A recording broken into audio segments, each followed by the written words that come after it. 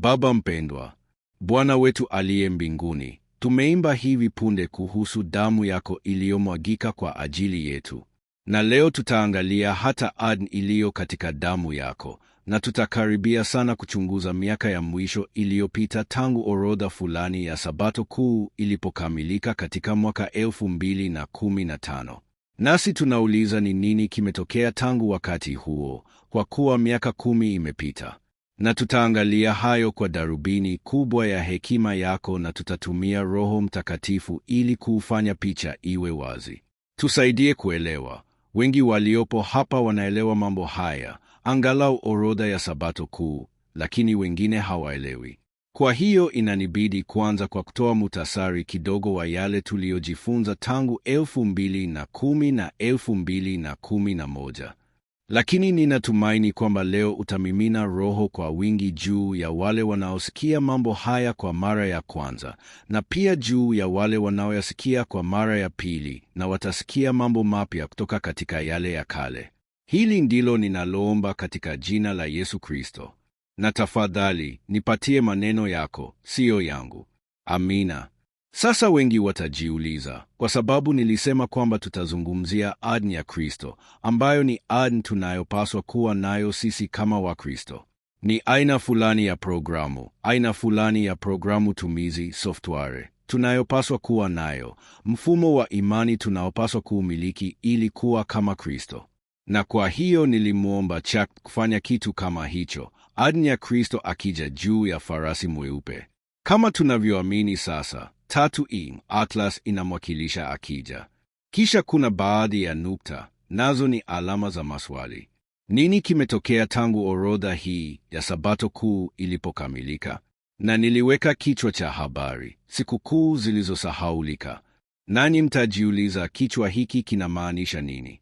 Wengi wenu, au pengine ninyi nyote, hamna wazo la kile ninachomaanisha kwa sikukuu zilizosahaulika.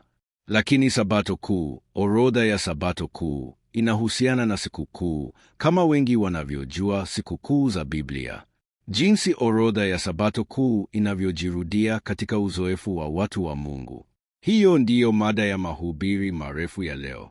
Kwa hiyo sasa naanza kwa kufanya mapitio, si kwa kurudia kila kitu tulichojifunza mwaka 2010 kwa ajili ya wale ambao hawajawahi kusikia mada hii. Kwanza, sikukuu za Mungu ni zipi? Sikukuu za Mungu zimeandikwa katika kitabu cha Mambo ya Walawi.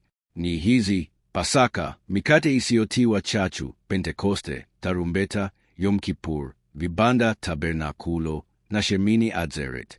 Na ziliagizwa na Mungu mwenyewe katika kitabu cha Mambo ya Walawi, ambacho kwa Kijerumani ni kitabu cha 3 cha Musa. Zilitolewa jangwani kwa Musa, ambaye alikuwa ametoka Misri pamoja na Waisraeli.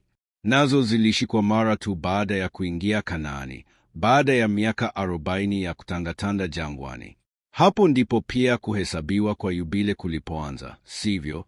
Na sasa tuko katika yubile ya 70. Kama mnavyopaswa kujua, tangu hesabu hiyo ilipoanza, tangu kushika sikukuu huku kuanze kwa Waisraeli.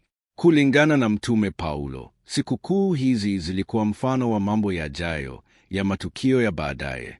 Zisomeni kwa makini sana. Bado hatujaona yote. Basi, mtu asiwahukumu kwa habari ya chakula au kinywaji. Ni chakula au kinywaji gani? Anazungumzia nini? Anazungumzia chakula na kinywaji cha dhabihu. Divai ilitolewa pamoja na dhabihu, na chakula pia humaanisha unga, kwa mfano. Kwa hiyo, msiruhusu mtu awahukumu kwa sababu ya dhabihu, au kwa habari ya siku ya sikukuu. Na siku ya sikukuu ni nini? Siku ya sikukuu. Kwa hiyo hatupaswi tena kushika hata sikukuu au mwezi mpya, kwa sababu nazo pia zilitangazwa kuwa siku za sikukuu au Sabato. Na hapa ndipo tatizo linapokuja. Wengi husema, basi hii ni kufutwa kwa Sabato ya siku ya 7. Sivyo ilivyo. Hapa anazungumzia Sabato nyingine. Tutafika hapo. Ambazo ni, na hili ndilo ninalotaka kusisitiza, kivuli cha mambo yajayo. Hiki ndicho kilichonipeleka katika uchunguzi mrefu wa Biblia yote. Nilielewa kwamba Paulo anasema hapa, zingatia sikukuu, miezi mipya, na masabato ya ibada. Ni unabii, ni kivuli, ni mfano wa mambo ambayo yangetokea katika siku za baadaye. Ndiyo maana nilichunguza masabato hasa, kwa sababu hiyo ndiyo mada tuliyo nayo. Lakini kile ambacho hatukuwahi kuzingatia hadi sasa ni mwisho wa mstari baada ya nukta mkato, lakini mwili ni wa Kristo. Nasi sisi ni mwili. Na tuliuliza kwa miaka mingi, miaka 10, hasa jinsi hii ahadi ya Kristo tunayopata katika masabato yaliyokuwa mfano inavyojirudia katika watu wake, na hatukuelewa jinsi ya kuirudia katika miili yetu. Hii ndiyo mada ya mahubiri. Sabato kuu ni nini? Kwanza, tambua ni nini hiyo. Sikukuu za Walawi zote zilikuwa na muda fulani, siku moja au siku 7. Pasaka siku moja, mikate isiyotiwa chachu siku 7, vibanda siku 7 na kadhalika. Na baadhi ya siku hizo, ndani ya zile 7, zilitangazwa kuwa siku za mapumziko makali, kama sabato ya amri ya 4. Zinafanana, lakini si sawa. Huitwa masabato ya ibada. Zingeweza kuangukia siku yoyote ya juma. Zilishikwa kulingana na kuonekana kwa mwezi. Mwezi mpya unaweza kuonekana siku yoyote ya juma. Hata hujui ni lini hasa. Unahitaji tu kuona. Na ndipo unajua kwamba mwezi mpya umeanza. Kisha unaweza kuhesabu, kwa mfano, hadi siku ya 14 au 15 ya mwezi ili kusherehekea Pasaka. Kwa hiyo huwezi kujua kamwe kwa uhakika sikukuu itatokea lini, au sabato ya ibada itaangukia siku gani ya juma.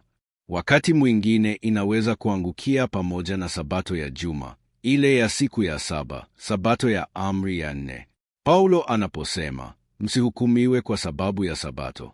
Na kama Paulo, anaamini kwamba kila mtu anaelewa kikamilifu anachosema, kwa sababu wote ni Wayahudi, lakini sivyo ilivyo. Sisi tunatafsiri vibaya na kusema kwamba Paulo alifuta sabato ya siku ya 7. Kamwe hangefanya hivyo. Alikuwa akizungumza kuhusu masabato ya ibada yaliyo katika kitabu cha Mambo ya Walawi, kwa sababu dhabihu, sikukuu na mambo hayo yote yalifutwa na Kristo msalabani. Kile ambacho hakikufutwa ni mfano wa kinabii uliokuwa katika masabato ya ibada.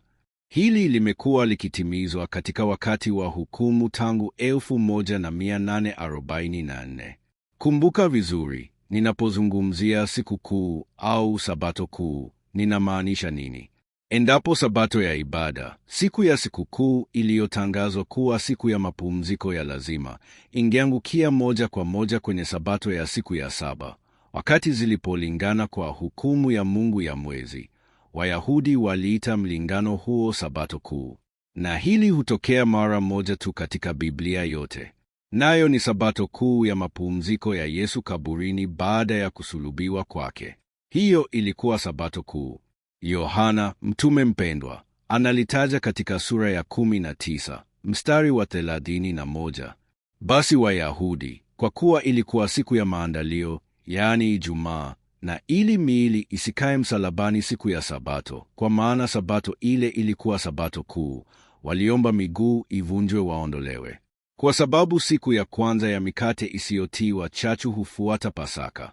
Yesu alitimiza Pasaka. Lakini siku ya kwanza ya mikate isiyotiwa chachu ni sabato ya ibada.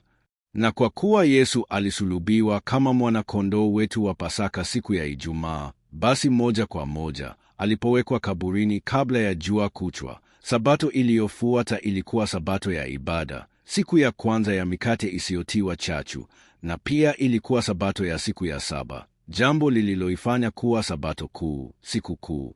Walimsihi Pilato miguu ivunjwe waondolewe. Lakini miguu ya Yesu haikuvunjwa, kwa sababu alikuwa tayari amekufa msalabani. Haikuhitajika kuivunja. Ndiyo maana Wayahudi walikula mwana-kondoo wa Pasaka bila kuvunja mifupa yake. Kwa hiyo sasa, jitayarisheni kushangaa, hasa ninyi msioijua tafiti hii. Hii ndiyo tafiti. Hii ndiyo tafiti. Na hii ilihitaji miezi na miezi ya mahesabu. Tulihesabu upya pamoja na washiriki wa kanisa. Ilituchukua kati ya mwaka 1.5 hadi miaka 2 hadi orodha ya sabato kuu iwe kamilifu kabisa. Kwanza niliifanya peke yangu, kisha nikaionyesha kanisani. Tulianzisha jukwaa forum ili kuisoma, kuhesabu tena na kufafanua kanuni zaidi, kama kanuni ya nyuzi 8 ya Wordsworth. Ni lini hasa mwezi ungeweza kuonekana ukiwa katika urefu wa nyuzi 8? Kwa sababu mlima wa hekalu ulikuwa na urefu sawa na safu hiyo ya milima, mwezi ulipaswa kuinuka angalau nyuzi 8 ili siku ianze. Nilihesabu sabato kuu zote zilizofichwa za kila mwaka tangu 1841. Hii ni miaka tangu ujumbe wa malaika wa kwanza na wa pili, mmoja wao akiwa William Miller. Hivyo tulifika mwaka 1844, baada ya miaka mitatu ya kuhubiri juu ya kuja kwa Yesu. Na ilinibidi kuhesabu kuonekana kwa mwezi kwa uwezekano miwili, kwa sababu ilibidi kuangalia mavuno ya shayiri, na hilo huamua kama mwaka unaanza au la, kutegemea kama shayiri imeiva. Kwa hiyo shayiri huzingatiwa. Daima kuna uwezekano miwili kwa sikukuu za masika na pia kwa zile za vuli. Kisha nikaweka misimbo. Ni sabato gani ya ibada kati ya zile zinazowezekana iliangukia sabato ya siku ya saba? Mnachokiona hapa ni utimilifu wa sabato kuu. Ilisemwa kuwa ni unabii kwa nyakati za mwisho, mfano wa mambo ambayo bado yalikuwa ya baadaye, hata kwa Paulo. Basi hapa mna mfano huo. Sasa mnaweza kwenda nyumbani, kwa sababu huo ndio unabii. Kwa heri. Ni mzaha, bila shaka, kwa sababu orodha ni orodha, lakini tunaifanyaje iongee? Tunaifanyaje orodha hii itabiri? Hilo ndilo lilikuwa swali. Hata leo sijui jinsi Roho Mtakatifu alivyoniongoza kufanya orodha hiyo. Hakuna mtu aliyewahi kufanya hivyo kabla. Mimi peke yangu ndiye niliifanya. Kisha ilinibidi kuifumbua. Kwa hiyo John Scottram, hilo ndilo jina langu la bandia, alihesabu sabato kuu zote tangu kilio cha usiku wa manane cha William Miller na mwanzo wa hukumu ya uchunguzi mwanzoni mwa miaka ya 1840 hadi nilipopata kitu.